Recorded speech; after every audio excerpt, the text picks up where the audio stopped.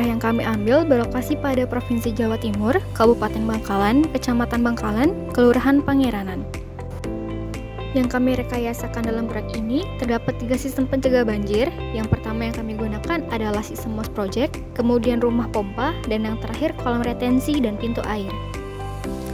MOS Project merupakan suatu proyek yang digunakan oleh pemerintah Italia untuk melindungi kota dari banjir.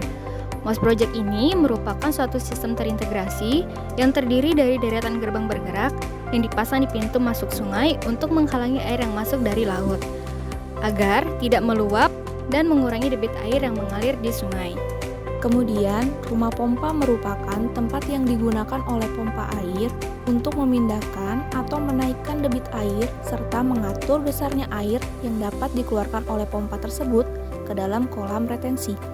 Dan yang terakhir adalah kolam retensi dan pintu air. Kolam retensi merupakan suatu kolam penampung air dalam jangka waktu tertentu untuk menampung air sesuai dengan kapasitas yang telah direncanakan, sehingga dapat mengurangi debit banjir puncak di sungai pada saat overflow dan mengalirkannya kembali ke laut melalui pintu air.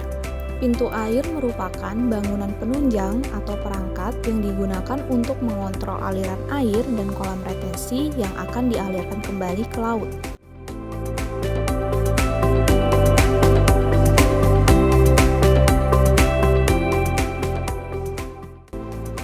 Sungai di daerah Bangkalan merupakan daerah rawan banjir apabila muka air laut naik. Jadi, di sini kami menggunakan sistem MOS Project dan rumah pompa untuk melindungi daerah sekitar bantaran sungai.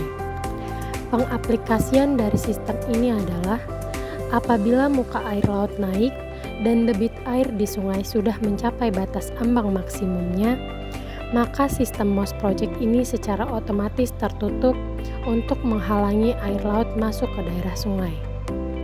Kemudian, saat air di sungai mencapai ambang batas maksimumnya, air yang ada di sungai akan dipompa oleh rumah pompa mengalir menuju kolam retensi.